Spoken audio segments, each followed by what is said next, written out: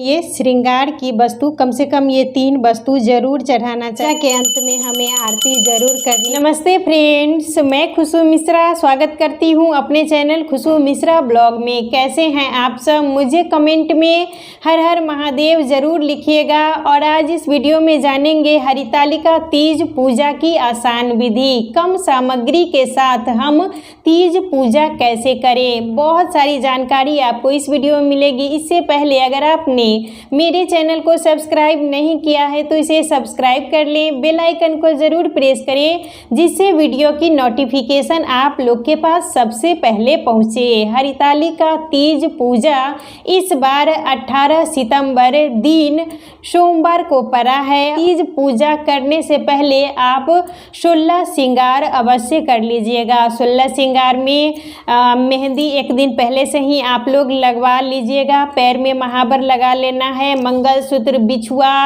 और टीका पहन के ही हमें पूजा करनी चाहिए। हमारी शादी का जो चुंदरी रहता है इसे ओढ़ के ही हमें पूजा करनी चाहिए। और उस दिन हमें अपने सिंदूरा से मांग जरूर भरनी चाहिए। उस दिन सिंदूरा से मांग भरिएगा। और मान लीजिए जिनके पास अगर सिंदूरा नहीं है तो एक हमें नया इस तरीके से सिंदूर का पैकेट ले लेना है और उसी से मांग हमें भरनी चाहिए। लेकिन अगर आपके पास सिंदूरा है तो व्रत के दिन हमें सिंदूरा से मांग जरूर भरनी चाहिए। तो तीज व्रत का पूजन आसान विधि से कैसे करें, तो सबसे पहले हमें एक चौकी ले लेना है। चौकी पर आप कोई भी लाल पीला वस्त्र बिछा लें। पहले यहाँ पर हम भगवान को आसन देंगे, तो आप फूल का भी आसन दे सकती हैं और चावल का भी आसन दे सकती हैं। और आपके पास फ़ोटो है तो आप फ़ोटो से भी पूजन कर सकती हैं। और नहीं तो पार्थिव शिवलिंग बना के बालू और काली मिट्टी से शिवलिंग बना के पूजन किया जाता है, तो आप फ़ोटो से भी पूजन कर सकती हैं। और अगर आप के इधर बालू रेत मिल जा रहा है तो आप पार्थिव शिवलिंग बना के भी पूजन कर सकती हैं। और इस दिन केले के पत्ते से मंडप बनाया जाता है, तो वो मैं अभी नहीं बना पा रही हूँ। आप लोग मंडप बना लीजिएगा, फुलैरा बना लीजिएगा। और कलश के नीचे हम अष्टदल कमल बनाएंगे, तो आप इस तरीके से भी रख सकती हैं। और अगर आपको अष्टदल कमल बनाने आता है तो आप अष्टदल कमल भी बना सकती हैं। तो इस तरीके से हमें 8 डंडी खींच देनी है। तो ये हो गया हमारा अष्टदल कमल। आप स्वास्तिक बना ले। आपको अगर स्वास्तिक बनाने आता है तो स्वास्तिक बना ले, नहीं तो 5 जगह हमें सिर्फ टीका कर देना चाहिए। तो हम स्वास्तिक बना लेंगे। और कलश में इस तरीके से आप मौली बांध दीजिएगा। मौली वस्त्र स्वरूप हमें कलश में ज़रूर बांधना चाहिए। और उसके बाद हम कलश में डालेंगे। तो कलश में हम पहले गंगाजल डाल देंगे और उसके बाद जल से पूरे कंठ तक हमें भर देना है। इसमें हम डालेंगे सिक्का, सुपारी, हल्दी की गांठ और एक फूल हमें कलश में डाल देना है। इस तरीके से आम का हम पत्ता ले लेंगे। और जब भी आम का आप लोग पत्ता लीजिएगा तो देख लीजिएगा 5, 7, 11 मतलब इसी तरीके से हमें लेना है। और सब में हम थोड़ा सा टीका लगा देंगे। इस तरीके से आप हल्दी से या चंदन से पूरे पत्ते में टीका लगा दीजिएगा। हमें थोड़ा सा सिंदूर से या रोली से इस तरीके से हमें टीका कर देना है। और बहुत ही मतलब विधि विधान से इस पूजन को करें। और ये पूजन बहुत ज़्यादा ही खास होता है। ये सुहाग का व्रत होता है। हर सुहागिन महिलाएं इस व्रत को करती हैं। पर हम इस तरीके से प्लेट या कोई कटोरी में आप चावल भर के ऊपर से रख दीजिएगा। और इसके ऊपर हम एक दिया रखेंगे।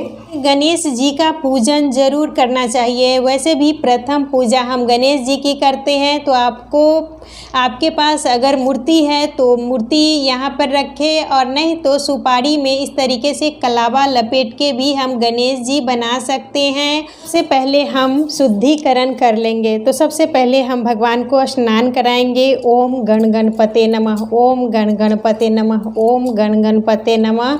और यहाँ पर हम शुक्र कलश का भी शुद्धिकरण करेंगे और उसके बाद हम भोलेनाथ और माता पार्वती को स्नान कराएंगे। आप अगर पार्थिव शिवलिंग बना के पूजन कर रही हैं तो पंचामृत से स्नान करें। अगर फोटो है तो हमें सांकेतिक स्नान कराना चाहिए। और पूजा का साक्षी दीपक होता है, तो सबसे पहले हम यहाँ पर दीप प्रज्वलित कर लेंगे। उसके बाद सबसे पहले दीप प्रज्वलित करने के बाद ही हमें पूजन करना चाहिए। तो यहाँ पर पूजन करने से पहले हम धूप दीप जला लेंगे और हाथ में फूल और अक्षत लेके हम भगवान का आवाहन करेंगे। हे भगवान, हे माता पार्वती, जितने भी देवी देवता हैं वो आके मेरी जो पूजा है उसको संपन्न कीजिए। ये जो चावल है और फूल यहाँ पर हम छोड़ देंगे। सबसे पहले हम गणेश जी की पूजा करेंगे। तो गणेश जी को आप रोली से भी टीका लगा सकती हैं, सिंदूर से भी लगा सकती हैं। और जब भी पूजन करें तो हमेशा अनामिका उंगली से ही हमें पूजन करना चाहिए। तो हम गणेश जी को यहाँ पर टीका लगा दिए हैं, उन्हें अक्षत चढ़ा देंगे और हम गणेश जी को फूल चढ़ाएंगे। तो गणेश जी को लाल फूल भी हम चढ़ा सकते हैं और गेंदे का फूल भी चढ़ा सकते हैं। तो इस तरीके से हम गणेश जी का सबसे पहले पूजन करेंगे और हम वस्त्र स्वरूप कलावा समर्पित करेंगे। ये जनेऊ है तो गणेश जी को हम जनेऊ चढ़ाएंगे। तो यहाँ पर हम गणेश जी को जनेऊ चढ़ा दिए हैं। और ये है दुर्बा। तो गणेश जी को दुर्बा बहुत ज़्यादा ही प्रिय है। जब भी पूजन करें गणेश जी का तो उन्हें दुर्बा ज़रूर चढ़ाना चाहिए। उसके बाद हम माता पार्वती और भोलेनाथ का पूजन करेंगे। और अपना ये जो सिंदूरा है शादी का, तो वो पूजन के समय हमें माता के पास ही रख देना चाहिए। और हम यहाँ पर भोलेनाथ को टीका लगाएंगे। तो आप अष्टगंध से भी भोलेनाथ को टीका लगा सकती हैं, नहीं तो सफ़ेद चंदन से भोलेनाथ को टीका लगाना चाहिए। और कभी भी भगवान को सिंदूर, हल्दी ये सब का टीका नहीं लगाना है। माता पार्वती को हम सिंदूर का टीका लगाएंगे। तो जब भी लगाइएगा तो 3 बार इस तरीके से हमें माता को लगाना है।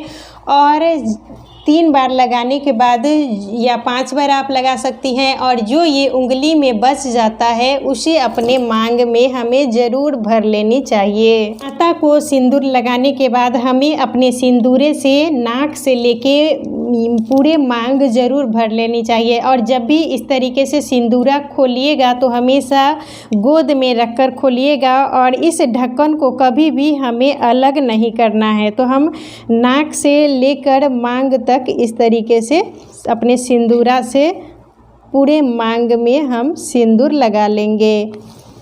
और आप भगवान के लिए अगर वस्त्र रखे हैं तो आप भगवान को वस्त्र ज़रूर दें। और नहीं तो आप कलावा भी, मतलब कलावा वस्त्र के स्वरूप में दे सकती हैं।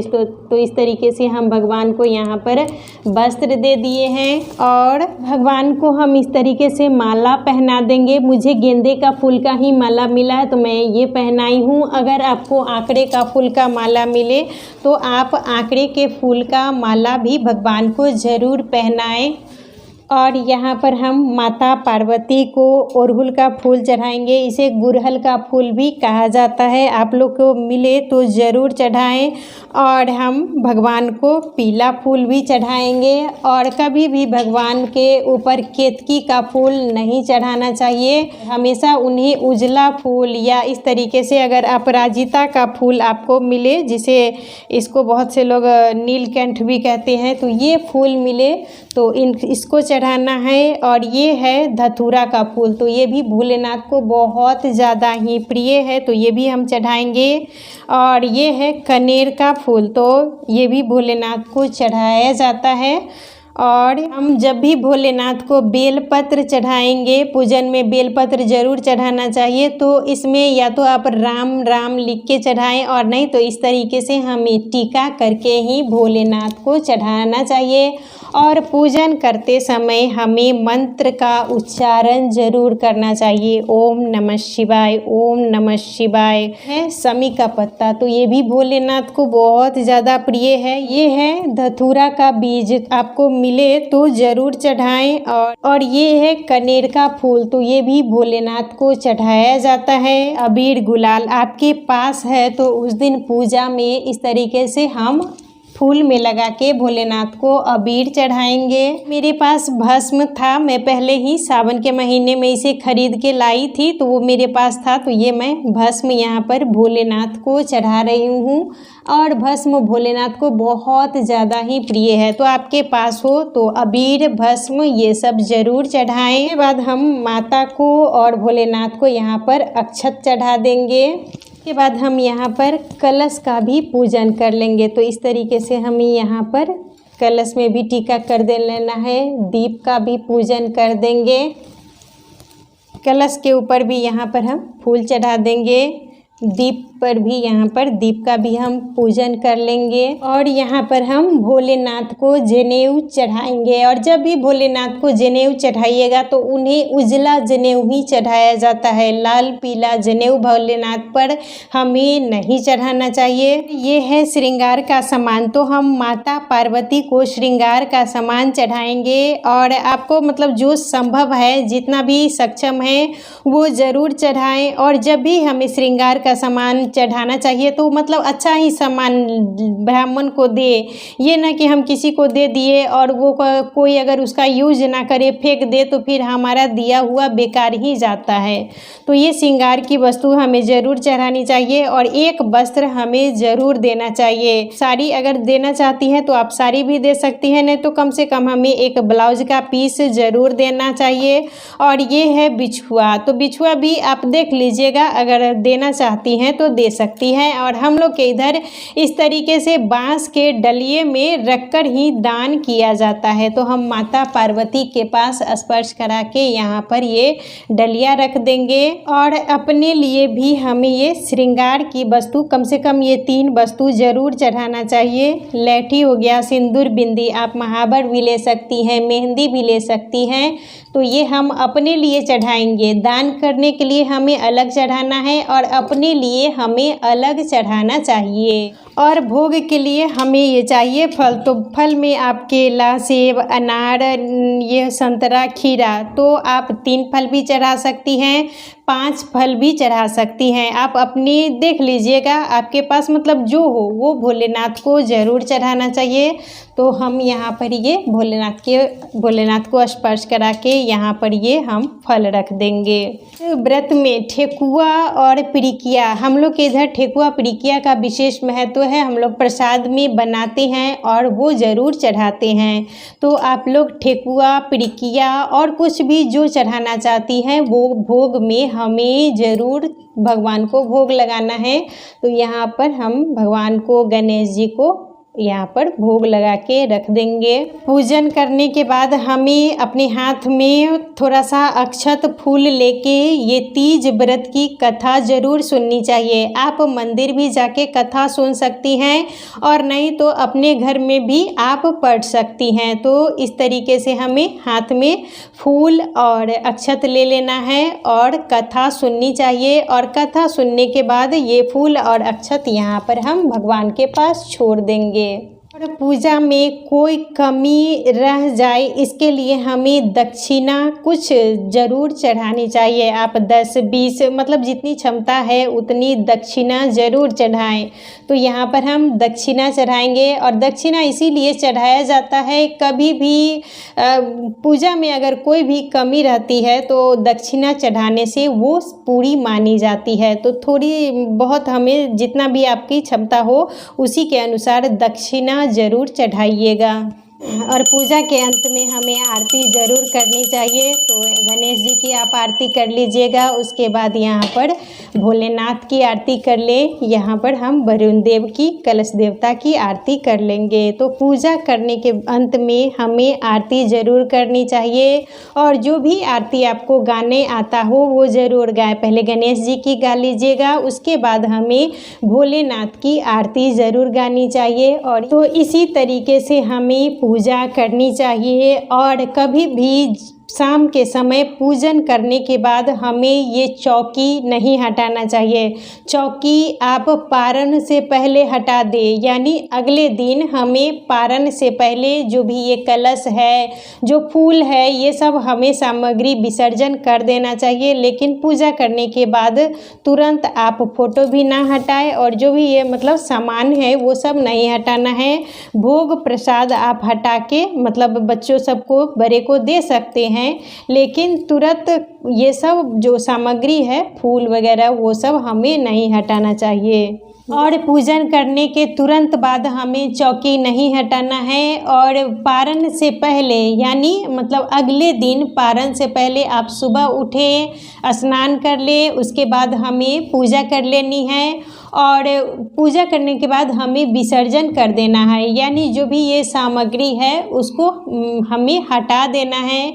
उसके बाद दान करें और दान करने के बाद ही हमें पारण करना चाहिए। तो दान में आप ये जो सुहाग की सामग्री चढ़ाई हैं वो दान करें, और साथ में कुछ मतलब अनाज जैसे सीधा दान करना चाहिए। तो सीधा में आप आटा, चावल, दाल, आलू, नमक, पैसा, ये सब ज़रूर दान करें। सुबह के टाइम में भी हमें पूजा करनी चाहिए। तो पूजा सुबह में भी जब हम करेंगे तो उस समय में भी हम माता को जब सिंदूर लगाएंगे तो उस समय में भी हमें अपनी मांग ज़रूर भर लेनी चाहिए। और पूजा करने के बाद हमें अपने पति को ज़रूर प्रणाम करना चाहिए, क्योंकि सबसे बड़े परमेश्वर हमारे पति हैं। और घर में जितने भी बड़े बुजुर्ग हैं उनको भी प्रणाम अवश्य करना चाहिए। तो पारण से पहले ही हमें ये सब काम कर लेना है। और पारण आप मतलब जो भी ये भोग प्रसाद चढ़ाई हैं उसको खा के ही आप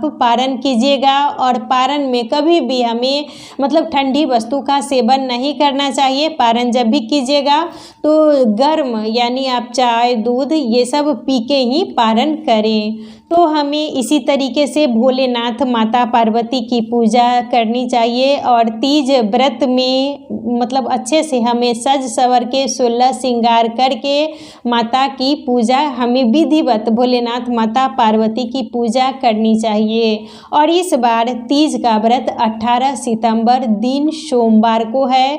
तो हमें इन्हीं सब नियमों का पालन ज़रूर करना चाहिए। सिंदूरा से आप लोग उस दिन सिंदूर ज़रूर लगा लीजिएगा, और जो ये शादी का चुंदरी ओढ़ के ही पूजा कीजिएगा। तो आज का वीडियो यहीं तक था। फिर मिलूँगी एक नए वीडियो में। वीडियो अच्छा लगे तो इसे लाइक ज़रूर कीजिएगा, मेरे चैनल को सब्सक्राइब कीजिएगा। फिर मिलूँगी एक नए वीडियो में, तब तक के लिए नमस्कार।